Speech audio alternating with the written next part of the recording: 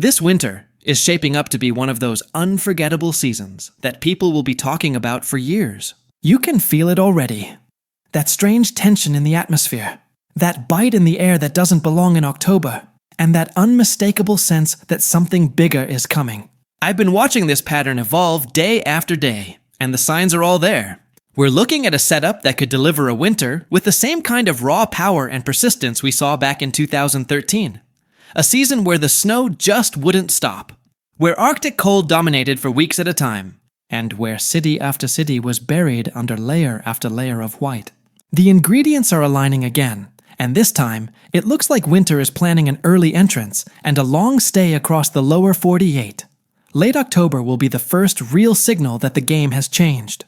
By the final week of the month, the jet stream will start dipping dramatically, pulling cold Canadian air deep into the heart of the country. The first Arctic blast could send temperatures plunging 20 to 30 degrees below normal across the northern plains, Great Lakes, and New England. We're not talking about light sweater weather. I'm talking hard freezes, heavy frosts, and the first legitimate snowflakes flying before Halloween even arrives. Minneapolis could see its first inch or two before October 30th, with snow showers extending as far south as Des Moines and Omaha. And as that cold spreads east, places like Buffalo, Cleveland, and even northern Pennsylvania could wake up to their first coating of snow before we even flip the calendar to November. By the way, if you'd like specific weather forecasts for your region or city, please leave them in the comments. I'll answer them individually as time allows. Also, if you like the video and subscribe to my channel, you'd be very grateful. Now, let's move on. When winter starts that early, it usually doesn't back down. November will be the month that officially flips the switch nationwide. The storm track will light up across the Rockies and Plains, feeding off the contrast between the deep cold to the north and the lingering warmth from the Gulf. That's the perfect recipe for classic early season blizzards. I'm expecting the Dakotas, Minnesota, and Wisconsin to get absolutely hammered in November. 20 to 30 inches possible before the month is over. The Great Lakes will explode with lake-effect snow. Those warm waters combined with Arctic air will turn Buffalo, Erie, and Syracuse into snow magnets. Buffalo could rack up 60 inches by Thanksgiving, with storms piling up so fast that we might even see localized totals nearing 80 inches if a few strong lake effect events line up just right. Across the Midwest, the snow zone will stretch from Iowa through Illinois, Indiana, and Ohio. Cities like Chicago, Detroit, and Cleveland could each see 15 to 25 inches by the end of November. And it won't be the fluffy, pretty kind of snow. This will be the heavy, wind-blown snow that comes in sideways, accompanied by 40-mile-per-hour gusts and bitter wind chills. Meanwhile, out west, the snowpack will begin to build early and build big. The Rockies will pick up storm after storm, with totals in the high country of Colorado, Utah, and Wyoming already pushing 2 to 3 feet before December even begins. Denver could get off to one of its snowiest starts in a decade, picking up 20 inches or more by Thanksgiving weekend. Up in Montana and Idaho, the mountains could see 100 inches by early December, setting the tone for a classic western winter. And down in California, the Sierra Nevada will start their climb toward another epic snow season. 150 inches possible by Christmas if the storms line up just right. December is where the pattern locks in for good. Once the snow cover starts to build across the plains and Midwest, it reinforces the cold. The Arctic air digs in, the jet stream stays active, and winter begins to take full control. We could be looking at one of the coldest Decembers in years for much of the country. Highs in the teens across the Midwest, sub-zero lows in the plains, and even frosty mornings as far south as Texas and Georgia. Snow will be relentless. Chicago could pick up 25 to 30 inches before New Year's, Detroit around 20 to 25, and Cleveland possibly pushing past 40. Across the Northeast, it's going to be one storm after another. Boston could see multiple nor'easters, each dropping a foot or more, leading to monthly totals near 50 inches by the end of December. Albany, Syracuse, and Burlington will be buried, with snowbanks taller than cars. New York City could finally see a real winter again, 10 to 15 inches in mid-December, followed by another 8 to 12 right before New Year's. Philadelphia might see a solid 10-inch storm, and Washington, D.C. could get one of those rare shutdown events with 6 to 8 inches falling fast in a single night. It's going to be the kind of December that reminds people what true winter feels like. Snow, ice, cold, and the constant hum of plows in the distance.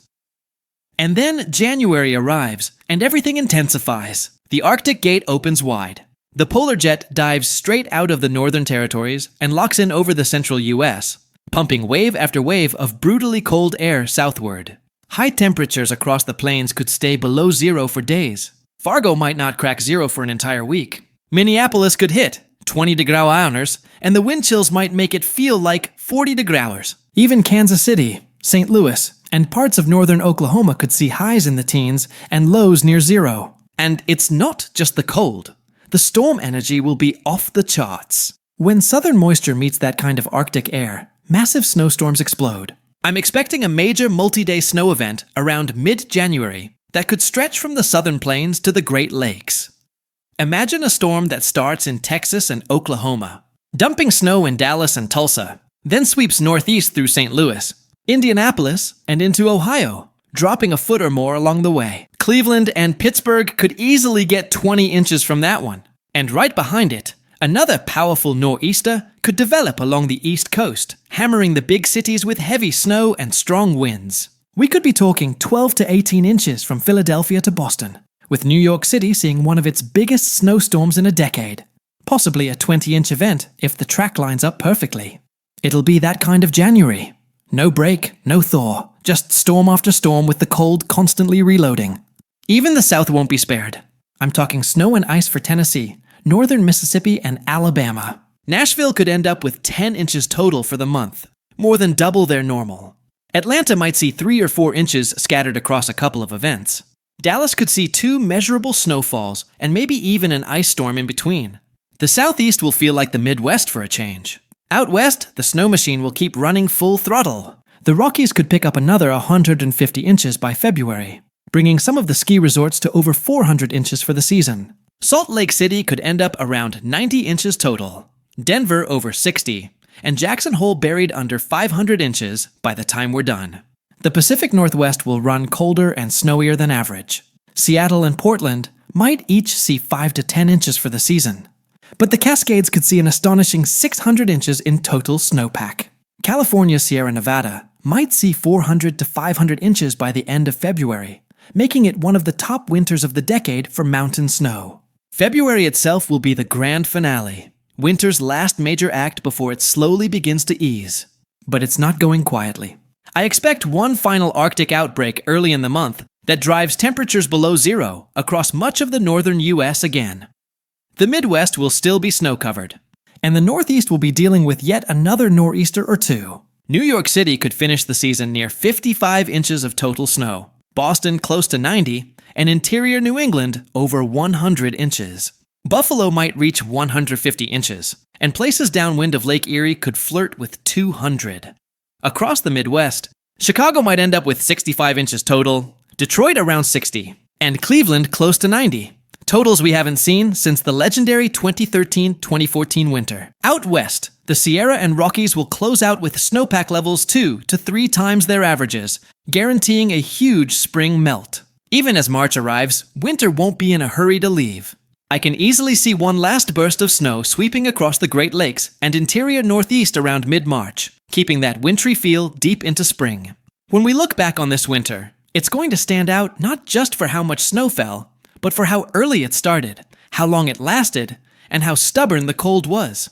It's not the coldest or snowiest of all time, but it's the kind of winter that will feel endless.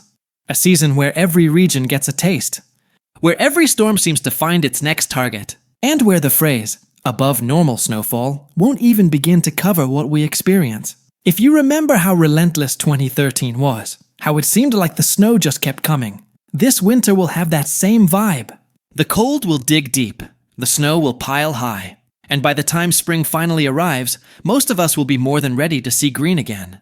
But for snow lovers, this is the kind of winter you dream about. One that starts early, never lets up, and reminds the entire country what a real winter feels like.